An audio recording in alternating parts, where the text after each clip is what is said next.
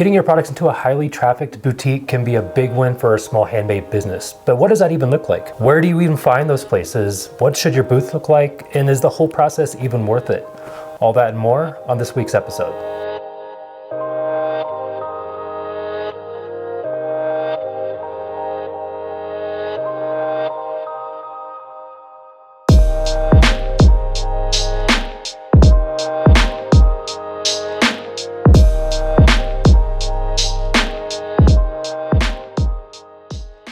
So welcome back. My name is Nick and this is Brandy. If you're just joining us, we are with FFO Goods and we are a husband and wife team of candle makers out of Colorado Springs, Colorado. If you are rejoining us, welcome back. So this weekend, early Saturday morning, we woke up and launched into another store. We launched into Eclectic's downtown location. This is off Tejon Street in downtown Colorado Springs. We have a existing booth in Old Colorado City in Eclectic, and this is their other location. So we are very excited to have the opportunity to put our products in there. Right. Whole different vibe. I think our concrete vessels are amazing in the downtown feel because it matches that whole industrial vibe and industrial feel. So I figured we would record the whole process of setting up and record some behind the scenes stuff and then talk about a little bit about our experiences and then what you can expect if you're looking into this type of thing for your products. What are these places? I mean, they're referred to as like co-ops, vendor boutiques. There's probably one in every city, I would guess. The process for each one is going to vary from place to place, but at least for us, it involved just Google searching around the area for vendor co-op or vendor boutique. You'll definitely find some things. What we did is we searched that, we found their website, we filled out a vendor application, we submitted it. A couple months later, we were invited in to do a pop-up. After the pop-up, we were offered a space, and then the rest, as they say, is history. But it goes a lot deeper than that. So in this episode, we're gonna talk about the various commission rates and structures you can expect, how to design your booth, some things to think about, and what to expect in terms of revenue. So let's talk commission rates first. So everybody's gonna be different in terms of what they're willing to accept in terms of a commission. Each of these places is going to take a commission of sales. Each of these places might also charge a booth fee. Each of these places might also have you work hours, which in the very beginning to us seemed very off-putting. In fact, I was completely against it. I didn't want to have anything to do with a place where I had to go up and show up to work, but it's actually been kind of amazing, not to go off on a tangent there, but it's actually been very much worth it for us. It has. When we talk about reasonable commission rates, this isn't like a consignment thing. This is a vendor co-op, so the commission rate should be under 30%, I think. The commission rate that is at the stores that we're in is 10%. And then you have a booth fee and then you work hours. So anything more than 30%, I would immediately exclude it from a place that I would want to be a part of. Right. We had one, she was 46%. 46% is what she was going to take, which basically knocks you down to wholesale prices. Exactly. Which is wild. Yeah, so it's not worth it for exposure to take that type of hit on your products if you're trying to make a business out of this. So how do you find these places? We touched a little bit about Google search. Just Google search vendor co-op, vendor boutiques in your area. There's gotta be one in every single city. Search around and then go into these places and look. Some things to look out for is like, are they in a highly trafficked area? That's probably one of the main things to think about before even considering if you want to be into one of these boutiques. Right. Location, location, location. They say it, and it truly does matter. If it's not in a shoppable area, I would be hesitant about putting my products into that location. Right. So what we're finding is the stores that we're in, it's almost like people accidentally find themselves there. Yes. Because it is a strip of other stores and restaurants, and it's a place where you can go and make a whole afternoon of it. So people wander in and out of these shops. Right. So it is a very shoppable, walkable area. Yes. If the store is not in a place like that, it would have to borderline be a destination. There's no anchor store or anything big next to it or anything driving people in and out already. And even then that can be kind of tricky. So say you have like up the road, there's a burn boot camp thing. And so twice a day people are in and out in the morning, people, yeah. And then in and out in the evening, but they may be so focused on just going in and out, they may not have time or the ones where you've got the daycare kind of thing, so mom can work out, they watch the kids. Yep. by the time you're leaving, you're done with your workout, now you're sweaty, you gotta round up the kids, shopping's not really on your mind. Right. Yeah. So finding a place in an area where there's already people shopping is like the number one thing to consider. Walk inside the shop. Are there missing booth spaces? I think that's a good indicator of something that would cause a red flag almost if there's a bunch of empty booth spaces. Because in both the stores that we're in, there isn't a single empty booth space, and it's rare that one opens up. It's usually when somebody's leaving and then somebody comes in and immediately fills it. On that note, as far as vendors leaving a store, the vendor world is a pretty small community. yes. Get to know the other vendors around you and talk to them. Yeah, that was Because- actually the next thing, talk to other vendors. People have all kinds of things to say, and sometimes you have to kind of take it with a grain of salt. Maybe they had a hard time with the owner of the shop, or who knows. And everybody's products are different. Correct. But for the most part, other vendors will have some really great intel for you Yes. about stores that are worth it, stores that you should probably avoid. Yeah, and it might surprise you. Yeah, definitely worth talking to them and asking around. Right. Ask questions about this shop in particular. If you can't track your sales, I would not even consider that place as a place to put my products, because you're automatically not being set up for the best success for that store. If there's no way to see on a daily basis what your products are selling, then there's no way to know what to restock unless you go there.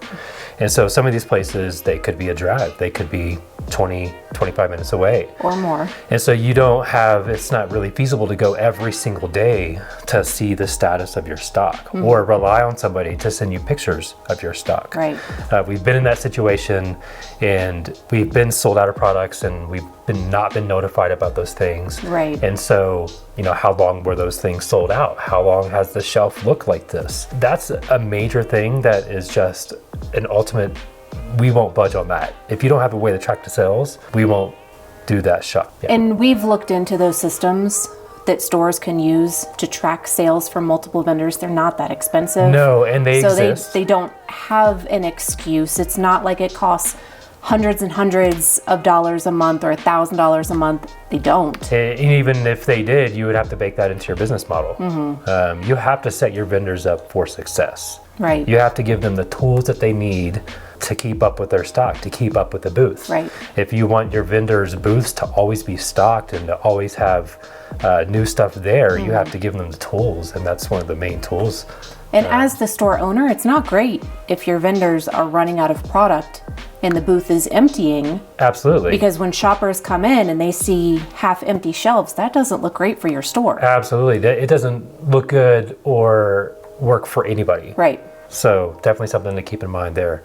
So you have found a place. Let's say you found a place, and now you put in your application. For us, we put in an application and we forgot about it. Actually, we put in the application. I was like, "There's no way in the world this place is even going to get back to us to have our products there." There's just 2 months later, we got invited to a pop-up. So the pop-up. For us, it went terrible. And so thinking back to it, the purpose of a pop-up in this case was not so you could sell products. It sounds kind of anti what you're popping up for, but you're popping up in the store with a small table And some of your products. and some of your products. To kind of see how the shoppers respond to your products. Right. And ours didn't go well. No, I don't think we sold a couple of We may things, have. but it's a very small store anyways. It's both of us in a 6-foot table. Might have even been a 4-foot. 4-foot table. Yeah, I think it was. It was actually a small. 4-foot table because 2 racks would barely fit. And so 4-foot table, not even like a smidgen of our product selection. But this was an audition for us. They were actually auditioning us. They wanted to see how we would act with customers, how we would talk with people. How are your people skills? How are your mannerisms? Are you a good fit for them? But at the same time, you're kind of testing them out. Do I want to be in this store? Is this the kind of place that I want my products to be in? Yeah. Are the customers that are walking through here the kind of customers that are buying my products? Right. What's the vibe of the place? Right. Does this match where I want to be? Yeah. So it's just a test. But it goes both ways. It's not just them looking at you and your product, it's you looking at them too. 'Cause Exactly. you need to make sure that it's a good fit for you and your business. Right. So we did the pop-up, and then we're like, again, there's no way that we're gonna get into this We'll never place. hear from them. I was like, I don't know, we're too old to get into there, because these are like younger people. Young, hip, and fun. Right, and you know, we're not old, but we're older enough to have an 18-year-old kid older, and so it just felt like, no, there's no way we're gonna get in here. So they invited us back, and we actually got a booth in there. Yeah, hey, you want a space? And so we started off with a very small booth. That booth fee was $65 a month, and they took 10% of sales, and we worked it was started off at 6 hours, I think. Something like that. 6 hours a month. And so that's 2 different like 3-hour shifts. So, but they also let us, so if we went in for 4 hours, that would count as like 8 hours. Because both of us are there. Right, and so there's like 2 people. So it worked out for us because we do everything together anyways. And so yeah, it was easy and manageable for us to take those hours on because the hours were essentially doubled up. I think our first month in there, we did $400 for the month. Yeah, I don't remember. Which was unbelievable at the time, because some of the other shops that we've been in since then, you wouldn't even make $150 in the entire month. And this was within like, it wasn't even a whole month. It was like several weeks in there, and we already made several $100s. So to us, that was already like, this is insane. Yeah. There was another store we were in. We made $60 in 2 months. Yeah. So, yeah. That wasn't a great place No. to be in. Back to the location. It should be worth your time for you to be in that store. You should be making several times your booth fee. Right. And that was something we were talking about too. And it's an arbitrary number. But Yes, different for everybody. right. Come up with something that you're comfortable with. Yes. X times your booth fee to make it worth your while to be in there, because the time that you're taking to make product, stock product, Yes. and then whatever product is in the store, you don't have to sell online or at shows. So, you know, Right. there's a lot to consider. And especially when you consider the booth itself. A lot of these places, or at least the stores that we're in, you can build out your own booth. You can do whatever you need to, from the floor to the ceiling. Yeah, in you your, have no rules. in your allotted space, which is very nice, because it gives you ultimate freedom if you wanted to build out something completely custom. Reality says that we just are going to have it on a normal shelf. And so when we launched into the newest store this weekend, we just had a normal 30-inch glass shelf that they happen to have sitting in back. And this is probably what you're going to find as well in the stores that you're probably going to be in if you decide to do this type of thing. Well, also some of the stores, there's a couple that are popping into my head now. They already have a theme set Yes. in the store. Yeah. You know, so all the shelves match, everything's already there. So you may have to work with what is already there. And, Right. you know, you might not have a lot of wiggle room as far as design. Right. So that's kind of the approach that we took. There was an available glass shelf. We said, yeah, we'll take it. And then it'll go from there. It's pretty deep, so it allows us to keep a lot of stock. That's one of the next things that we'll talk about is, you know, in your booth space, you want to keep a lot of stock. You don't want to keep just 1 or 2 of those things. You want to have at least 3 or 4 of every item there, because there's like this psychological thing with people aren't going to grab the last one because they don't want to take the last one. And especially if they're buying something for their friends, like our small candles are very giftable, so they'll buy 1, 2, and 3 at a time. Right. So that's another thing to think about, is just to have copious amounts of stock up there. And that's another reason that you would want to track your sales, so you can track your inventory. Some other things you can do to improve your booth, I would highly recommend lights. Yes. I will put the link below to the ones we get from Amazon. I think they're $40. Maybe.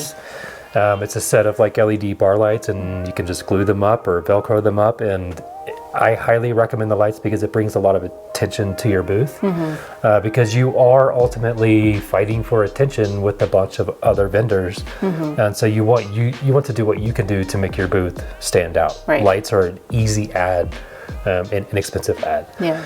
A custom wallpaper. That's what we do with all of our booths. It's $50 for a 9-foot, 30-inch custom printed vinyl 18-ounce banner. It's essentially a banner. It's like banner fabric that you can, and that's what we use for the back. Highly recommend one of those with your own branding and your own pattern. Another thing you do is a sign. You know, this sign that we have, 12 by 18, it's $30 for the sign. It's aluminum, sandwich board in the middle. You can have your logo, you can have whatever you want on there. So for $80, we use nextdaydisplay.com. For $80, you can have the wallpaper and the sign there. And now your whole space is branded. Because especially, you know, with the store that we're in, and you've got vendor, all right next to each other. Yeah. And yes, they're different products, but the customer doesn't necessarily know that. So where does one booth end and the next one start? Yes. Also, once people start recognizing your brand and they know what stores you're in, now when they walk in, they're like, oh, there they are. I can see their sign from here, and they know right where to go. Yep, exactly. Yeah, brand awareness and the separation. That's a definitely good point as well. You know, we touched a little bit on revenue. Like, is the whole thing worth it? For us, it continues to be worth it. Yes. You know, we started off with a $65 a month booth. We then progressed to a booth up in the front of the store, which to this day, I still don't even know how we ended up with. There was an existing candle maker there that happened to leave. And so we were offered this booth space, 22 inches wide, and we pay $125 or something like that a month. Everybody's stuff is going to be different. There are no like set rates. No.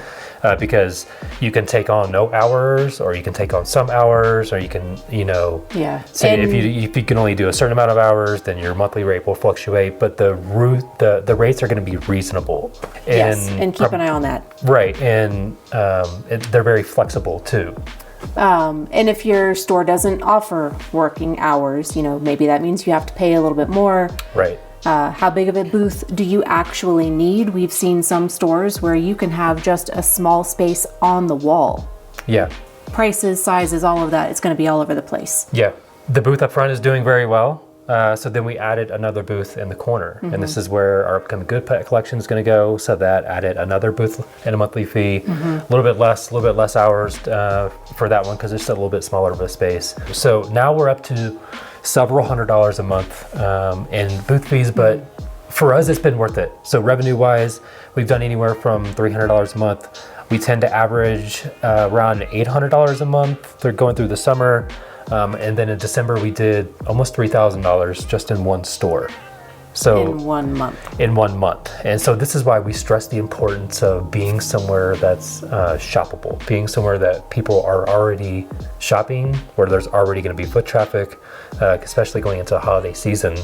That could be huge for a small business. Right. It allows us to float through the smaller months, introduce new products, and survive as a business. So the fact that these places exist is amazing for small businesses, but they are not all the same. Right. And I wonder if there are even other places that kind of match the vibe and just how well things are run. You know, we talk about these places often because they're doing it right. Yeah. They're treating the vendors correctly. We've been in other places that don't treat vendors correctly. And it's amazing the difference. It really is. And it makes you excited to be in there and to be part of the team. Yes. And it makes you want to do better and be better. And, you know, they're excited to have our products in there. So we want to rise to that level. We want to. Right. We want to do real good. Right. So we can do good in there, so they can do good in there. And it's just, it's a win-win for everybody involved. Right. So yeah, I think that's about it. Hopefully you learn a couple of things. Yeah. On this episode? You know, really figuring out what's important to you and your business. Where do you see your business going in the next few years? And what you're doing right now, is that going to help you get there? Exactly. You know, as far as stores and location and all of that kind of stuff, does that fit where you see your business being? Are you surrounded by the types of vendors and other businesses that you want your business associated with? Yeah, that's important, to surround yourself with the right people and to set yourself up for success in the right places. Right. So, and people who can help lift you. And that's part of this vendor community too, is just helping each other out and cheering each other on. Yeah, we're all in the same boat, just trying to stay afloat here in this ocean. Good job. I thought it had a nice, story or moral or something there, but I don't. So there's that. I think that's it for us. We were aiming to put up episode like every Wednesday. It's going to be every Wednesday-ish. So hopefully we will see you next week when we have something else to talk about. But until then, we will see you on the next one.